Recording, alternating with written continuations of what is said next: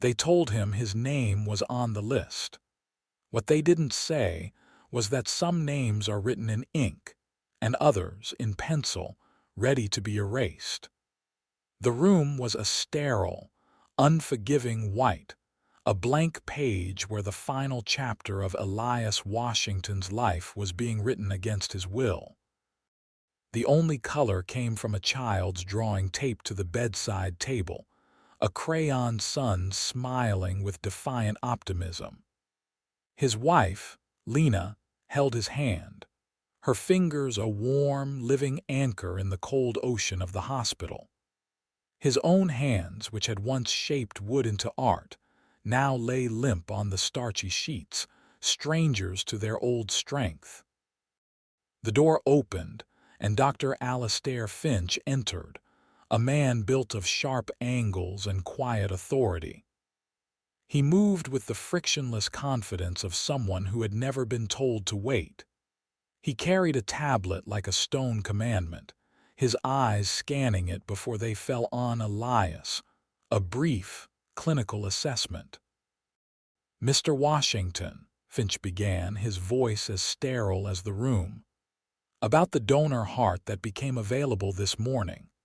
Hope, that treacherous flicker, ignited in Lena's eyes. She squeezed Elias's hand. "It wasn't a match," Finch said, the words perfectly spaced, offering no room for argument. "We had to allocate it to another patient. A more suitable candidate." The phrase hung in the air, heavy and cold. More suitable. Elias had heard those words before. They were the ghosts that haunted this ward, the quiet justification for the faces he saw leave while he remained.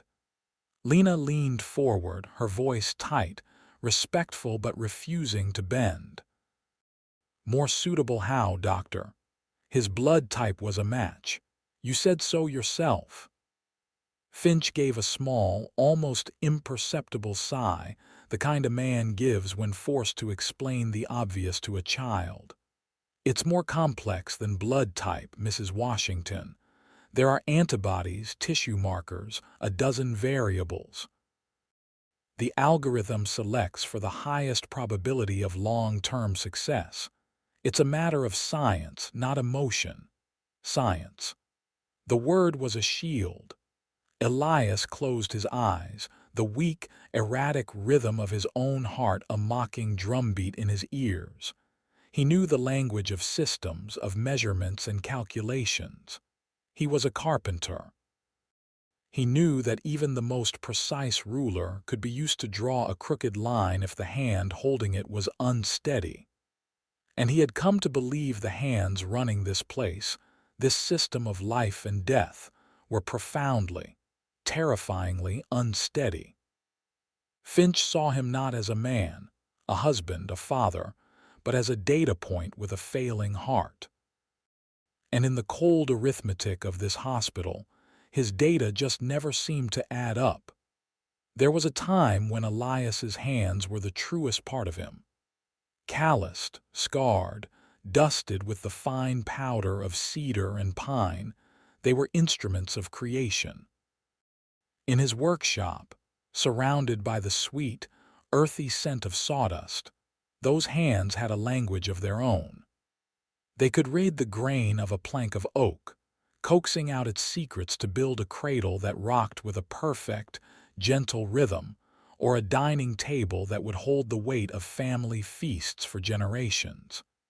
He built things that were meant to last. Now, lying in the sterile silence of the cardiac care unit, he would stare at those same hands for hours. They were thin now, the skin translucent over the blue network of veins. A constant, slight tremor ran through them, a testament to the storm raging within his chest. He, a man who had built his family's home from the foundation up, could no longer hold a cup of water without it rattling against his teeth. The betrayal was absolute. It wasn't just his heart that was failing. It was his identity, crumbling away with every weak, fluttering beat. Lena would watch him, her heart aching with a pain so deep it had no words.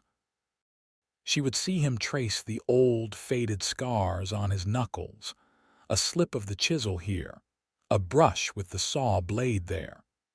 Each scar was a story, a memory of a life lived with purpose and strength.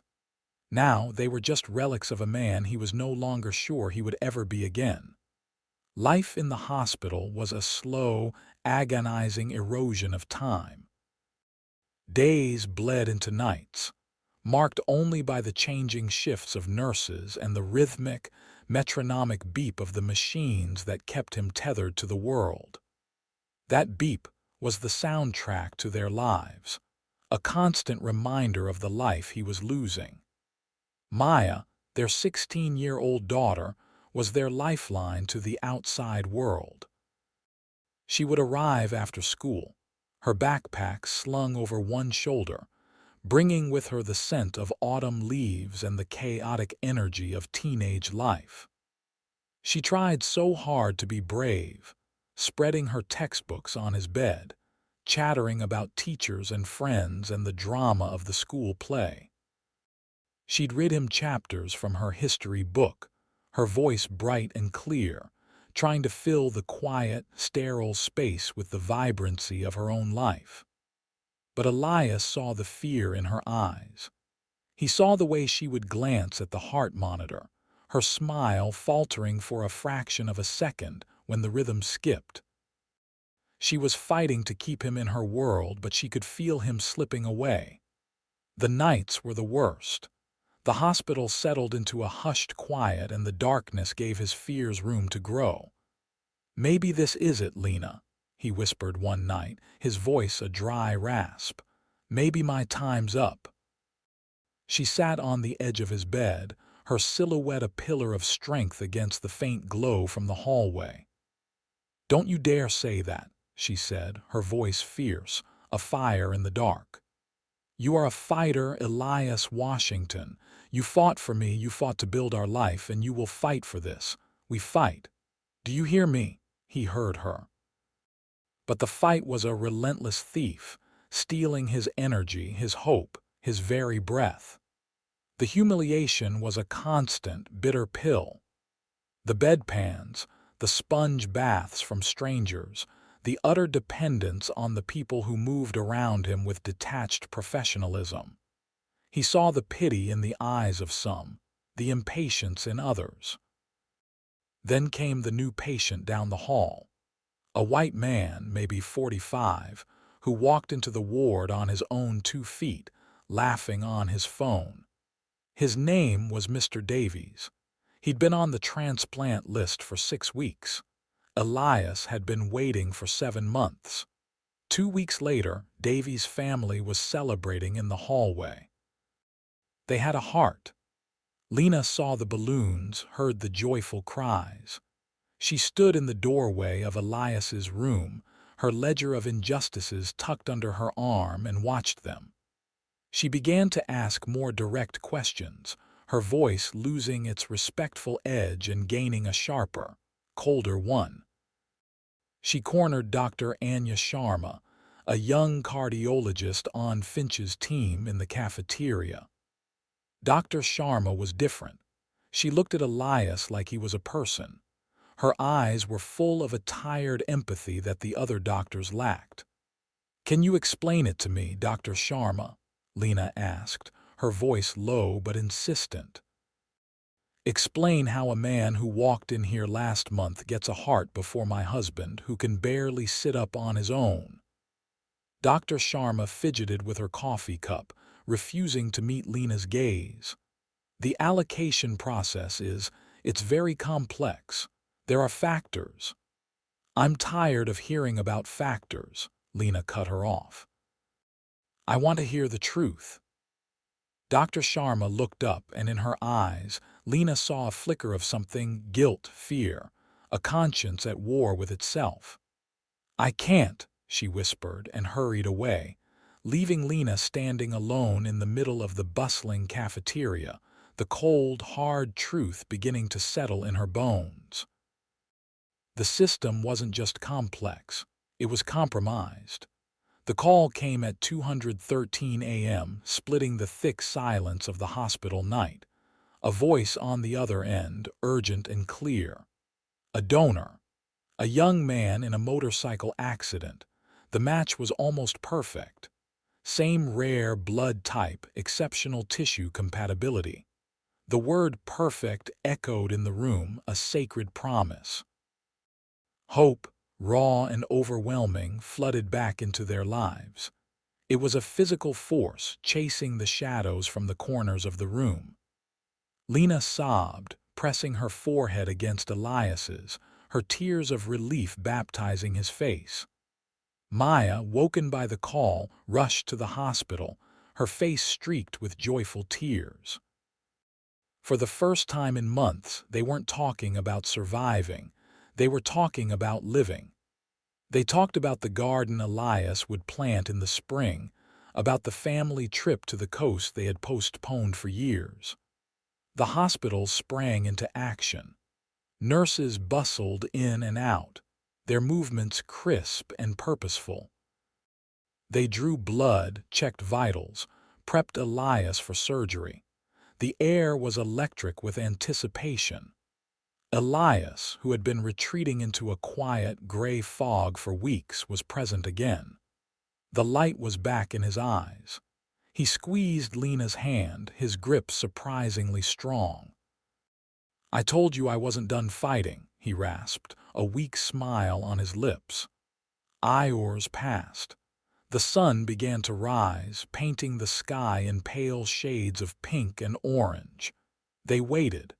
The initial buzz of activity had quieted into a tense, expectant stillness. Every footstep in the hallway made them jump. Then the door opened. It was Dr. Finch. He didn't need to say a word. The energy in the room collapsed, sucked into the vacuum of his presence. His face was a blank, unreadable mask. The tablet was back in his hand. "There's been a change," he said, his voice flat, devoid of any emotion. Lena stood up, her body rigid. "What change?" "The donor heart has been diverted," Finch stated, his eyes fixed on his tablet, not on them. A more acute emergency case arose at another hospital. The regional allocation board made the final call. A more acute case. The words were a lie, and they tasted like poison in Lena's mouth. She had overheard two nurses talking at the station just an hour before, their voices hushed but audible. They spoke of a patient, a wealthy man, a major hospital donor, whose condition had taken a sudden, though manageable, downturn. His name had been pushed to the top. It wasn't an algorithm. It was a phone call. "No," Lena whispered, shaking her head. "No, you can't." But they could, they had. Elias didn't speak. He didn't rage or cry. He simply turned his face to the wall, pulling his hand from Lena's. The light in his eyes went out, extinguished as if it had never been there. The silence that followed was the most terrifying sound Lena had ever heard. It was the sound of a man breaking. Not his body, but his spirit. He had given up. And in that moment, Lena knew that if she was going to save her husband, she could no longer afford to be respectful. She could no longer ask for fairness. She would have to take it. The despair of that morning forged something new in Lena. Grief and fury merged into a cold, hard resolve. If Elias had lost the will to fight, she would fight for them both. She would not let him die in the quiet, polite prison of this hospital. She would burn it to the ground first. She went to the hospital gift shop and bought a simple black and white composition notebook. On the first page, she wrote in neat, block letters the ledger. She became a ghost in the ward, a quiet observer. She documented everything. The names of new patients, their race, the date they were admitted, the date they were discharged, or the date their families received flowers. She sat in the waiting room, listening. She made small talk with other families, gathering pieces of their stories. Her notebook filled with names, dates, and diagnostic codes she looked up late at night on her phone. Her ledger was no longer just a collection of facts. It was a testament. A pattern began to emerge, stark and undeniable. Mr. Peterson, white, 68, admitted May 3rd, transplant May 19th. Mr. Chen, Asian, 52, admitted April 12th, transplant June 1st. Mr. Henderson, black, 61, admitted February 8th, still waiting. The disparities were glaring. Armed with her grim accounting, she found Dr. Sharma again. Not in the bustling cafeteria this time, but in a small, forgotten hospital library, surrounded by dusty medical journals. Lena didn't raise her voice. She simply opened the notebook on the table between them. "Look at this," she said, her voice low and steady. "Tell me I'm imagining it." Dr. Sharma stared at the pages, at the neat columns of names and dates. She traced a finger down the list, her face pale. The numbers didn't lie. She couldn't deny what was right there in black and white. Her professional composure crumbled, revealing the raw, aching conscience beneath. "I knew it," Dr. Sharma whispered, her voice thick with shame. "I felt it, but I didn't want to believe it." "Belief doesn't save my husband's life," Lena said, her voice cutting through the quiet room. "Action does. Will you help me?" That night, a quiet alliance was formed under the dim library lights. Dr. Sharma, risking her career, began to pull the official allocation data from the hospital's encrypted servers. She worked after her shift ended, her fingers flying across the keyboard, her heart pounding with a mixture of fear and conviction. The data she uncovered was a bombshell. Over the past 2 years, during Dr. Finch's tenure as head of cardiac transplants, white patients at St. Jude's Medical Center received donor hearts, on average, 34% faster than black patients with the same or higher medical urgency scores. The hospital's own data condemned it. The algorithm Finch had hidden behind was either deeply flawed or being deliberately manipulated. It wasn't science. It was a modern-day lynching, carried out with spreadsheets and surgical precision. They now had a binder 3 inches thick, filled with charts, graphs, and the damning stories of families who had been told to simply wait their turn.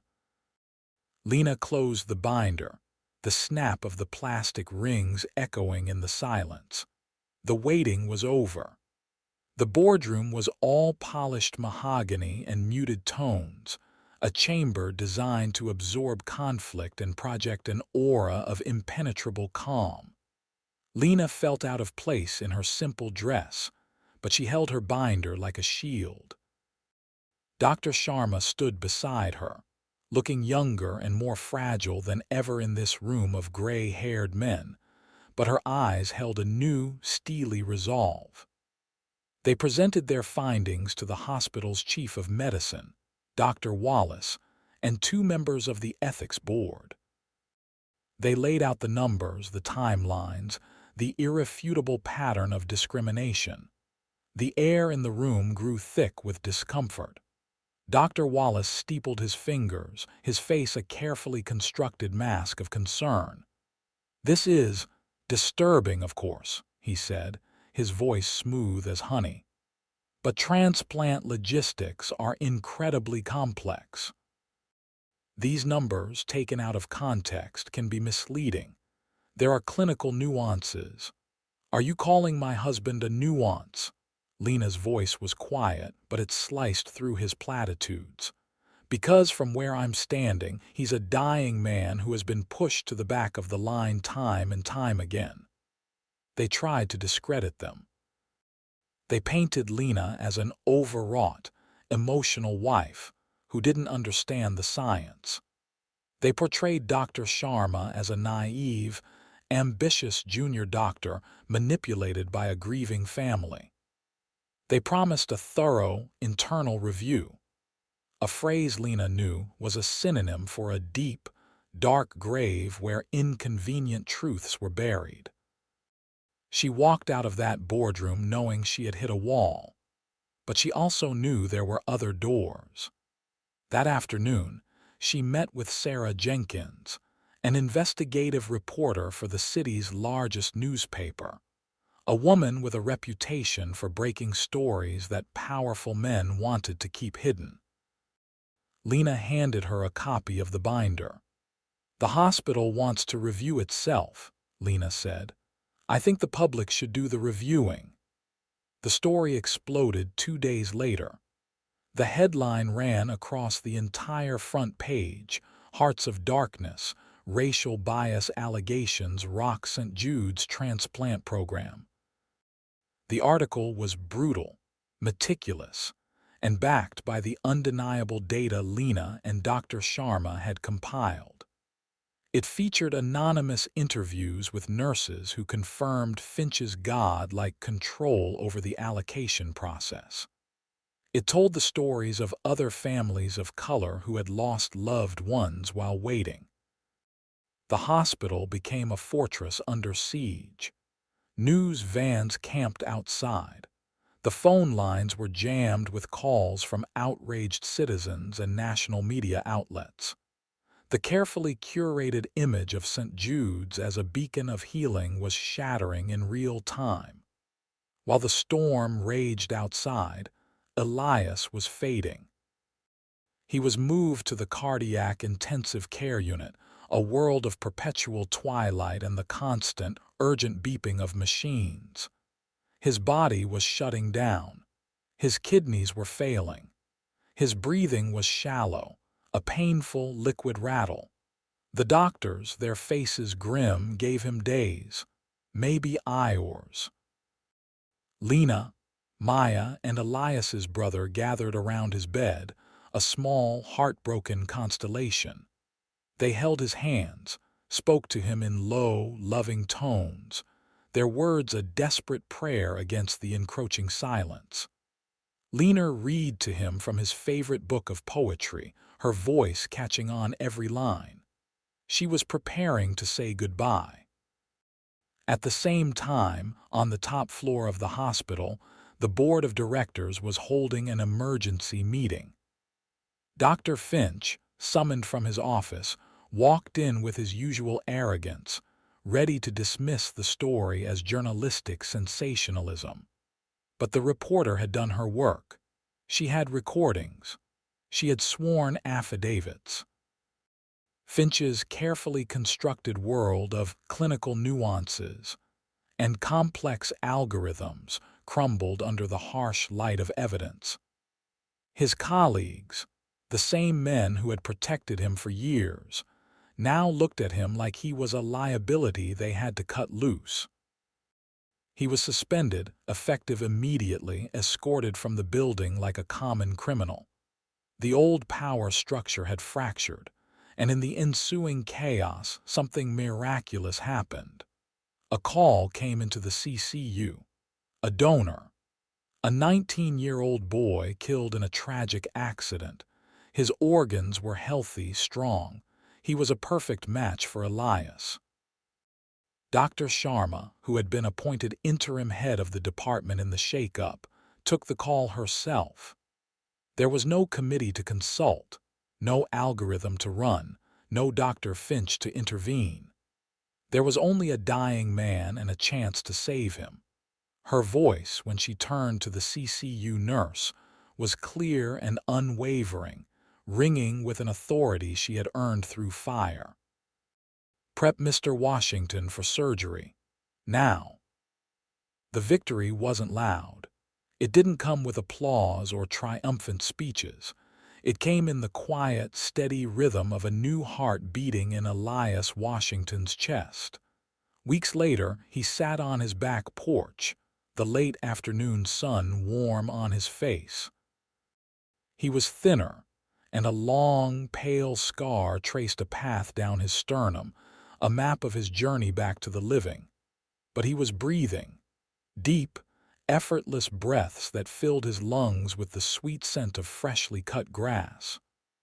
Maya sat beside him, reading a book, occasionally leaning her head against his shoulder. Lena came out of the house carrying 2 glasses of iced tea. She set them on the small table beside him and her hand rested on his. He looked at her, and his eyes, clear and bright again, held a universe of love and gratitude. He didn't need to speak. She had heard his heart speak for him. On the table was a small block of cherry wood he'd asked Maya to bring from his workshop. He picked it up. His hands, still bearing the old scars of his trade, were steady now. He ran his thumb over the smooth, cool grain, feeling the life in it, the promise of things yet to be built. He held the wood in one hand and with the other he reached for his daughter's. He laced his fingers through hers, a strong, solid grip. The carpenter's hands were back. The camera holds on his chest, where beneath the soft cotton of his shirt, a faint, rhythmic pulse is visible. A strong, steady, undeniable beat, the beat of a heart that had not only survived but had won. His name was on the list. Now it was carved in stone.